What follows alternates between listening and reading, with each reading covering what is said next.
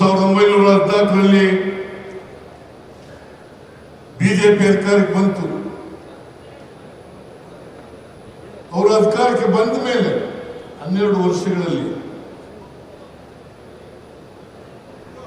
ಈ ದೇಶದ ಬಹುತ್ವ ಏನಿದೆ ಅದನ್ನು ಹಾಳು ಮಾಡತಕ್ಕಂಥ ಪ್ರಯತ್ನವನ್ನು ಮಾಡಿದ್ದಾರೆ.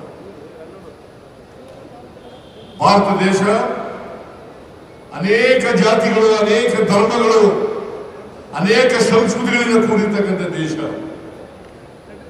ಈ ದೇಶದಲ್ಲಿ ನಾವು ಬಹುತ್ವವನ್ನು ಕಾಪಾಡ್ಕೊಳ್ತಕ್ಕಂಥದ್ದು, ಅದಕ್ಕೆ ಗೌರವವನ್ನು ಕೊಡ್ತಕ್ಕಂಥದ್ದು ಅತ್ಯಂತ ಅವಶ್ಯ ಅಂತಕ್ಕಂಥ ಮಾತುಗಳನ್ನು ಹೇಳಲಿಕ್ಕೆ ಬಯಸ್ತಾ ಇದ್ದಾರೆ. ಭಾರತೀಯ ಜನತಾ ಪಕ್ಷದವರು ಧರ್ಮದ ಹೆಸರಿನಲ್ಲಿ, ಜಾತಿ ಹೆಸರಿನಲ್ಲಿ, ಸಂಸ್ಕೃತಿ ಹೆಸರಿನಲ್ಲಿ ದೇಶವನ್ನ ಒಡೆಯತಕ್ಕಂಥ ಪ್ರಯತ್ನವನ್ನು ಮಾಡ್ತಾ ಇದ್ದಾರೆ. ಇದು ಒಂದು ಸವಾಲು, ಹರಿಪ್ರಸಾದ್ ಅವರಿಗೆ ಸವಾಲು, ನಮ್ಮ ಕಾರ್ಯಕರ್ತರಿಗೆ ಸವಾಲು. ಅನೇಕ ಜನ ನಮ್ಮ ಕಾರ್ಯಕರ್ತರುಗಳು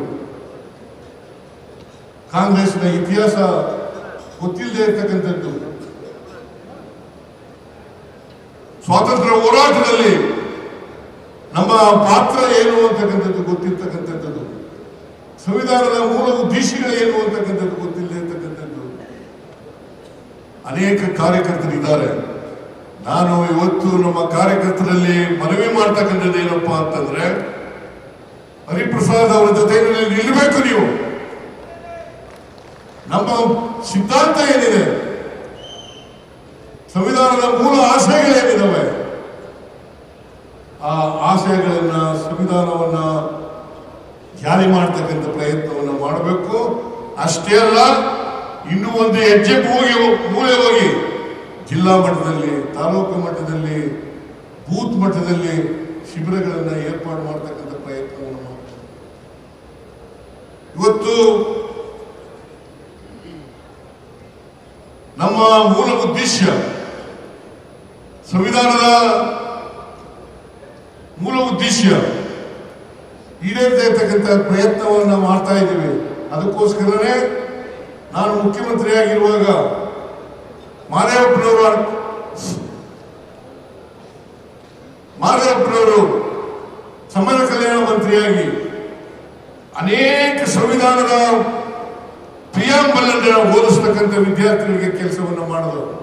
ಇದರ ಉದ್ದೇಶ ಸಂವಿಧಾನ ಎಲ್ಲರಿಗೂ ಕೂಡ ಗೊತ್ತಾಗಬೇಕು, ಸಂವಿಧಾನದ ಮೂಲ ಉದ್ದೇಶಗಳು ಗೊತ್ತಾಗಬೇಕು. ನಮ್ಮ ಸಮಾಜದ ಅಲ್ಲಿರ್ತಕ್ಕಂಥ ಬಹುತ್ವವನ್ನು ಕಾಪಾಡ್ತಕ್ಕಂಥದ್ದು ಅತ್ಯಂತ ಅವಶ್ಯ ಅಂತಕ್ಕಂಥ ಮಾತುಗಳನ್ನು ಹೇಳಲಿಕ್ಕೆ ಬಯಸ್ತಾ ಇದ್ದೇನೆ. ನನಗೆ ಸಂಪೂರ್ಣ ವಿಶ್ವಾಸ ಇದೆ, ಹರಿಪ್ರಸಾದ್ ಅವರು RSS ವಿರುದ್ಧವಾಗಿ, ಬಿಜೆಪಿಯ ವಿರುದ್ಧವಾಗಿ ಪ್ರಯತ್ನವನ್ನು ಮಾಡ್ತಾ, ಹೋರಾಟದ ಪ್ರಯತ್ನವನ್ನು ಮಾಡ್ತಾ ಇದ್ದಾರೆ. ಆ ಪ್ರಯತ್ನ ನಮ್ಮ ಕಾರ್ಯಕರ್ತರು, ಎಲ್ಲ ಕಾರ್ಯಕರ್ತರಲ್ಲೂ ಕೂಡ ಬರಬೇಕು. ಆ ಪ್ರಯತ್ನ ಎಲ್ಲ ಕಾರ್ಯಕರ್ತರಲ್ಲೂ ಪ್ರಯತ್ನ ಮಾಡಬೇಕು. ಈ ಪ್ರಯತ್ನ ಮಾಡಿದಾಗ ಮಾತ್ರ ನಾವು ದೇಶವನ್ನು ಉಳಿಸಲಿಕ್ಕೆ, ಸಂವಿಧಾನವನ್ನು ಉಳಿಸಲಿಕ್ಕೆ ಸಾಧ್ಯ ಆಗ್ತದೆ ಅಂತಕ್ಕಂಥ ಮಾತುಗಳನ್ನು ಈ ಸಂದರ್ಭದಲ್ಲಿ ಹೇಳಲಿಕ್ಕೆ ಬಯಸ್ತೇನೆ. ಅದನ್ನು ಮಾಡಲೇಬೇಕು. ಆದರೆ ಇಲ್ಲೇ ಹೋದರೆ ಬಿಜೆಪಿ ಸುಳ್ಳುಗಳ ಮೂಲಕ ಸಾಮಾಜಿಕ ಜಾಲತಾಣದ ಮೂಲಕ, ಆಮೇಲೆ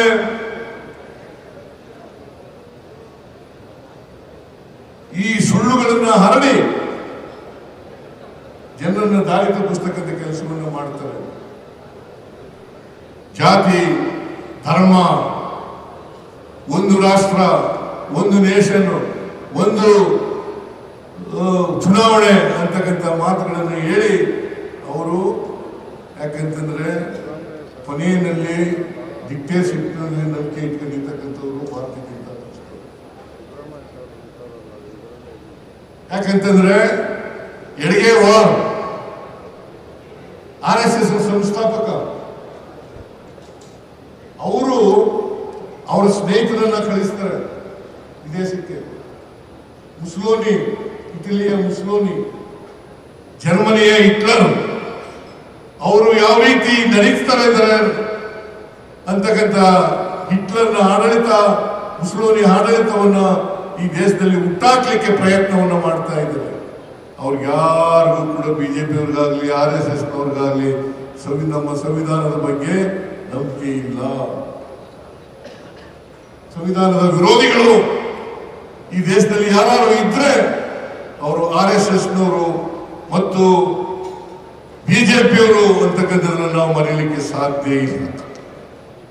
ಅದಕ್ಕೋಸ್ಕರ ಹಿಂದೂ ರಾಷ್ಟ್ರ ಮಾಡ್ಲಿಕ್ಕೆ ಹೊರಟಿದ್ದಾರೆ, ಮಾಡ್ಲಿಕ್ಕೆ ಸಾಧ್ಯ ಇಲ್ಲ.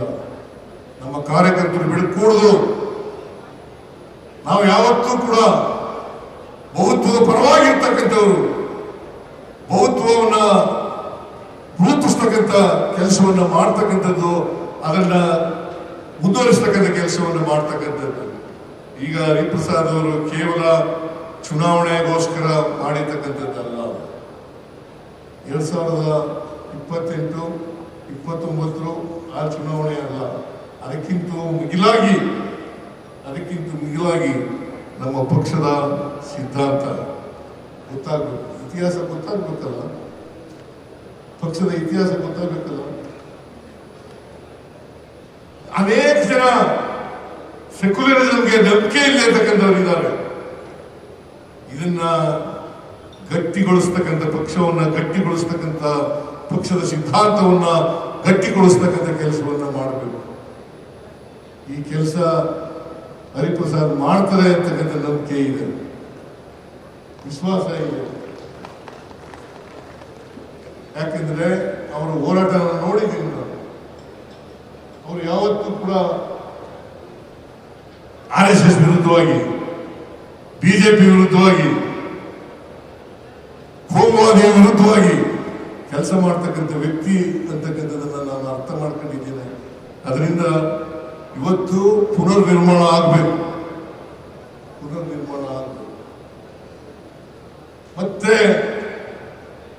ಸ್ವಾತಂತ್ರ್ಯ, ಸಮಾನತೆ, ಭ್ರಾತೃತ್ವ ಈ ದೇಶದಲ್ಲಿ, ಈ ಸಮಾಜದಲ್ಲಿ ಎಸ್ಟಾಬ್ಲಿಷ್ ಆಗಿ ನಾವು ಈ ದೇಶವನ್ನು ಮುಂದೆ ಮಾಡಿಸ್ತಕ್ಕಂಥ ಕೆಲಸವನ್ನು ಮಾಡಬೇಕು. ಅದಕ್ಕೆ ನಮ್ಮ ಎಲ್ಲ ಕಾರ್ಯಕರ್ತರು ಕೂಡ ಗಟ್ಟಿಯಾಗಿ, ಸಿದ್ಧಾಂತದ ಗಟ್ಟಿಯಾಗಿ ಕೆಲಸ ಮಾಡ್ತಕ್ಕಂಥ ಕೆಲಸವನ್ನು ಮಾಡಬೇಕು. ಇದರಿಂದ ಬರೀ ಕಾರ್ಯಕರ್ತರು ಕಾಂಗ್ರೆಸ್ ಪಕ್ಷಕ್ಕೆ ಬೆಂಬಲವನ್ನು ಕೊಡೋದ್ರ ಜೊತೆಗೆ, ಕಾಂಗ್ರೆಸ್ ಪಕ್ಷದ ಬೆಂಬಲವನ್ನು ಕೊಡೋದ್ರ ಜೊತೆಗೆ ಸಿದ್ಧಾಂತಕ್ಕೆ ಬದ್ಧತೆಯಿಂದ ಪ್ರದರ್ಶನ ಮಾಡ್ತಕ್ಕಂಥ ಕೆಲಸವನ್ನು ಮಾಡಬೇಕು. ಆ ಕೆಲಸವನ್ನು ಮುಂದಿನ ದಿನಗಳಲ್ಲಿ ಮಾಡಲಿ ಅಂತಕ್ಕಂಥ ಮಾತುಗಳನ್ನು ಹೇಳಿ 2028ರಲ್ಲಿ ಈಗಾಗಲೇ ಮಲ್ಲಿಕಾರ್ಜುನ ಖರ್ಗೆ ಅವರು ಹೇಳಿದ್ದಾರೆ, DK ಶಿವಕುಮಾರ್ ಕೂಡ ಹೇಳಿದ್ದಾರೆ, ಹರಿಪ್ರಸಾದ್ ಕೂಡ ಹೇಳಿದ್ದಾರೆ, ನಾವೇ ಅಧಿಕಾರಕ್ಕೆ ಬರ್ತೀವಿ.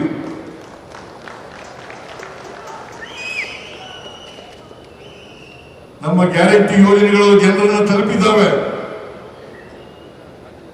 ಜನರು ಖುಷಿಯಾಗಿದ್ದಾರೆ. ಈಗ ಕರ್ನಾಟಕದಲ್ಲಿ 5 ಉಪಚುನಾವಣೆಗಳು ನಡೆದವು. 5 ಉಪಚುನಾವಣೆಗಳಲ್ಲಿ ನಾವು ಗೆಲ್ಲಬೇಕಾದ್ರೆ ಜನರ ಪ್ರೀತಿ ವಿಶ್ವಾಸವನ್ನ ಉಳಿಸಿಕೊಂಡಿದ್ದೇವೆ ಅಂತಕ್ಕಂಥ ಮಾತುಗಳನ್ನ ಈ ಸಂದರ್ಭದಲ್ಲಿ ಹೇಳಲಿಕ್ಕೆ ಬಯಸ್ತಾ ಇದ್ದಾರೆ. ಅದರಿಂದ ನೀವೆಲ್ಲರೂ ಕೂಡ ಹರಿಪ್ರಸಾದ್ ಅವರ ನಾಯಕತ್ವದಲ್ಲಿ ಪಕ್ಷವನ್ನ ಗಟ್ಟಿಯಾಗಿ ಮಾಡ್ತಕ್ಕಂಥ ಕೆಲಸವನ್ನು ಮಾಡಿ 2028ರಲ್ಲಿ ಅಧಿಕಾರಕ್ಕೆ ನಾವೇ ಬರ್ತೀವಿ. 29ರಲ್ಲೂ ಕೂಡ ನಾವೇ ಅಧಿಕಾರಕ್ಕೆ ಬರ್ತೀವಿ.